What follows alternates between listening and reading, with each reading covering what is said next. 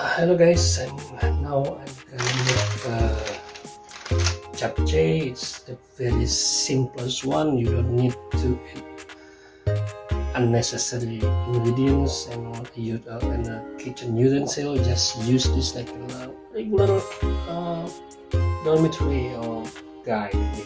Okay.